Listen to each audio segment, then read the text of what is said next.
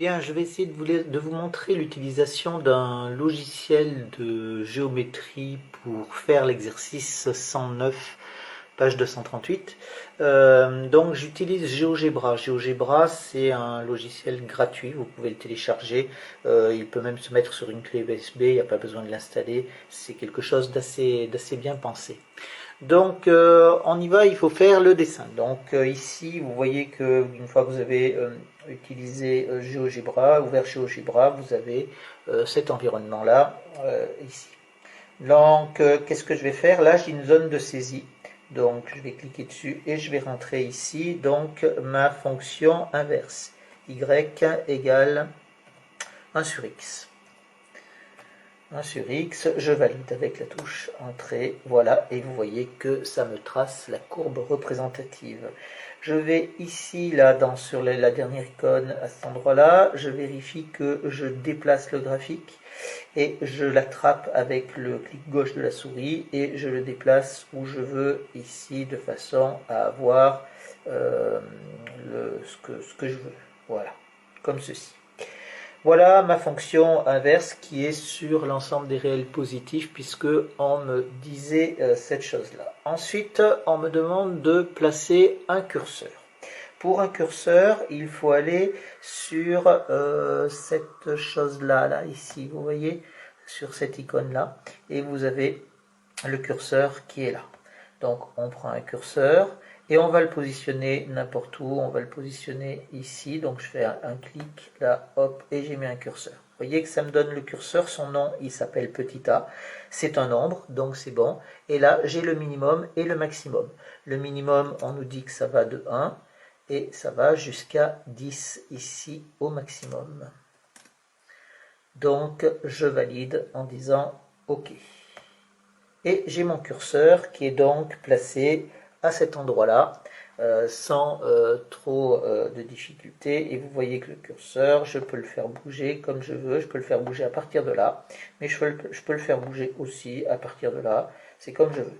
Ici, à gauche, vous avez tous les objets que vous allez créer. Maintenant, il nous faut les points, c'est-à-dire tous les points que l'on pouvait avoir, les points A, B, C, A', B', C'. Donc le point A, alors qu'est-ce qu'on fait? On rentre le point A, on met un égal, on ouvre une parenthèse et on rentre les coordonnées. Donc c'est 1, virgule, 1. Les coordonnées sont séparées par une virgule. Je valide avec entrée et j'ai mon point A qui est positionné. Pareil pour le point B. Donc le point B, lui, il a pour abscisse petit a. Donc le petit a, c'est notre curseur. Pardon, ici, il faut que je mette égal avec une parenthèse. Je mets petit a pour le curseur. Et après, comme il est sur la courbe, il faut son ordonnée. Son ordonnée, c'est bien entendu 1 sur a.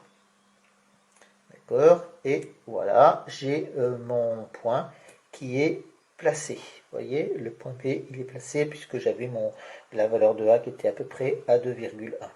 Je place mon point C, donc C qui est égal, j'ouvre une parenthèse, là j'ai A au carré,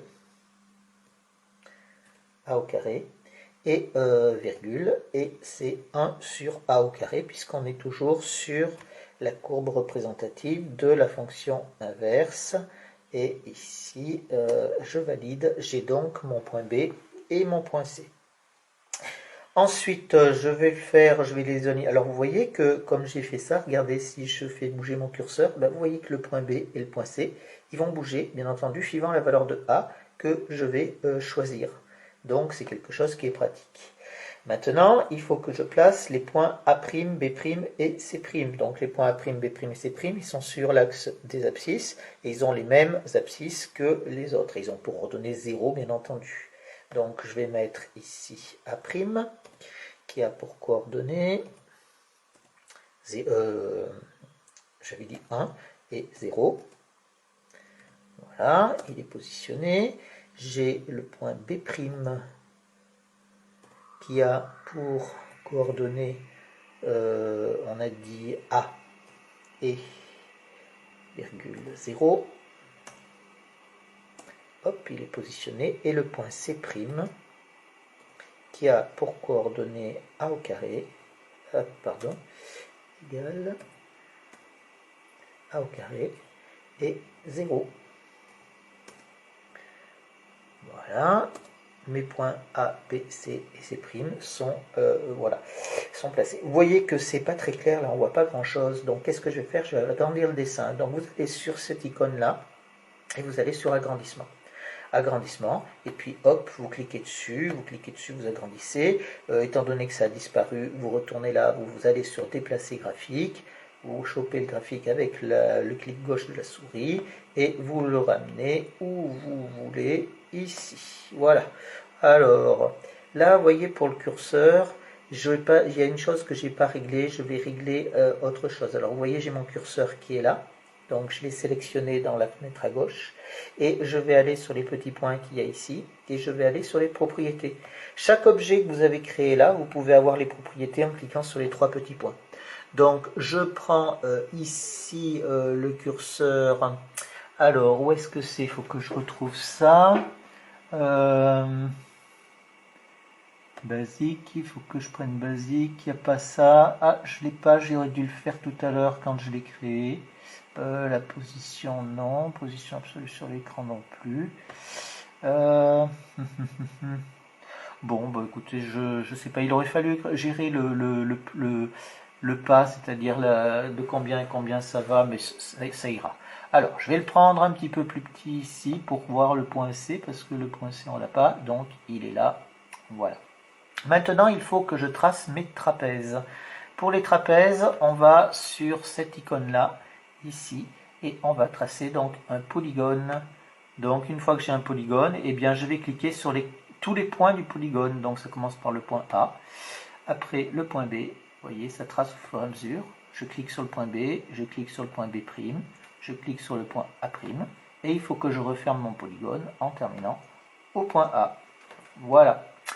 Je vais faire la même chose pour l'autre polygone. Donc l'autre polygone, il part du point B ici, il va jusqu'au point C, jusqu'au point C' et jusqu'au point B', et il revient au point B ici. Bon, j'estime que ça va à peu près. Je vais distinguer un petit peu mes 2 polygones. Alors vous voyez que j'ai ici un polygone donc à cet endroit-là. Donc qu'est-ce que je vais faire? Je vais aller dans ses propriétés. Je vais aller lui changer sa couleur pour qu'on le voit un peu mieux. Si je le mets en vert, ça donne quoi? Ouais, c'est pas mal. Allez. Hop, je referme la fenêtre là-bas. Et voilà, j'ai donc mes 2 polygones ici qui sont bien nets et bien clairs. Maintenant, il faudrait que je trouve leur R, puisqu'en fait, je veux comparer les R. Donc, vous voyez, hein, je reprends ici. Si je fais bouger mon curseur, et ben, vous voyez que ça fait bouger, bien entendu, tout le dessin qui va avec. Je vais donc calculer l'air, il me semble que c'est là-dedans, non c'est pas ici, alors on regarde, on parcourt un petit peu jusqu'à ce qu'on voit l'endroit où il y a les calculs d'air, eh ben c'est sur cet onglet là, donc là ici je vais calculer l'air, hop, et ici quand j'ai l'air il faut que je me place sur mon objet, donc là je vais le mettre ici, je vais cliquer donc sur mon polygone rouge, là, tac, ah ben c'est pourquoi ça le fait pas, ça aurait dû. Alors je reprends, là je suis sur l'air ici en centimètres carrés, on est d'accord, et je vais donc dans mon polygone ici, voilà ça y est, ça l'a fait, je ne sais pas pourquoi ça n'a pas marché tout à l'heure, et je vais faire la même chose pour mon polygone vert. Voilà. Donc vous voyez ici sur mon dessin, j'ai 0,99 cm² pour mon polygone rouge, enfin c'est des unités d'air, et ici pareil pour l'air verte. Et maintenant qu'est-ce que je vais faire? Eh bien je vais faire bouger mon dessin, et vous regardez, ben, vous voyez que les airs augmentent ou diminuent, bien entendu suivant ce que l'on peut avoir, et vous voyez que les 2 airs, elles ont toujours la même valeur, donc c'est comme ça qu'on peut faire une conjecture. Donc vous voyez que ces logiciels de dessin géométrique sont très pratiques pour arriver à faire cette chose-là. Je vous conseille fortement d'installer, enfin de télécharger GeoGebra, qui est qui est gratuit, je rappelle, hein, et qui peut s'installer sur une clé USB. On n'a pas besoin de faire une grosse installation sur un ordinateur. Et voilà, ça peut être amusant de faire des dessins comme ça. Par contre, ça peut prendre aussi beaucoup de temps. Alors maintenant, il faut démontrer un petit peu pourquoi ces aires sont égales. Donc ici, j'ai mis, il semble que les aires sont égales. On calcule l'aire d'un trapèze. L'aire d'un trapèze, c'est la petite base plus la grande base divisée par 2, multipliée par la hauteur. Alors, pour l'aire du trapèze AB', A', de l'aire du trapèze rouge, là, la petite base, c'est BB', la grande base, c'est AA', et la hauteur, c'est A'B'. D'accord? Donc, c'est ce que j'ai fait. Donc, ici, vous voyez, j'ai fait, moi, la grande base plus la petite base, divisé par 2, multiplié par A'B'. Alors, la grande base, c'est 1, puisque ici, on avait pris 1, on va de 0 jusqu'à 1. La deuxième base, là, on part de 0 et on va jusqu'à 1 sur A, puisque là, j'étais à A ici, et là, 1 sur A, bien entendu. Divisé par 2, multiplié par cette distance-là. Là, on est à petit a, là, on est à 1, donc ça nous fait A-1 pour la distance B', A'. Voilà, après c'est du calcul. Le 1/2, là ici, quand je divise par 2, je le sors, je le mets devant en disant que je multiplie par 1/2, c'est exactement la même chose.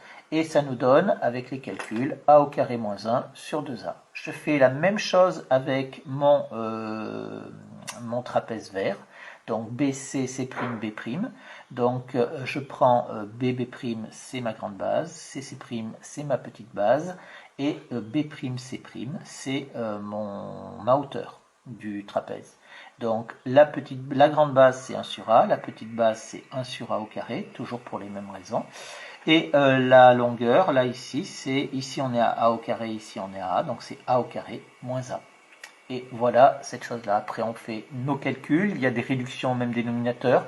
Je vous ai mis un calcul avec peut-être quelques étapes qui manquent. Vous essayez de parvenir au résultat. Dans les deux cas, on doit arriver à A au carré moins 1 sur 2A en utilisant l'identité remarquable qu'on a vue, puisque A plus 1 facteur de A moins 1, ça nous fait bien A au carré moins 1, etc., etc.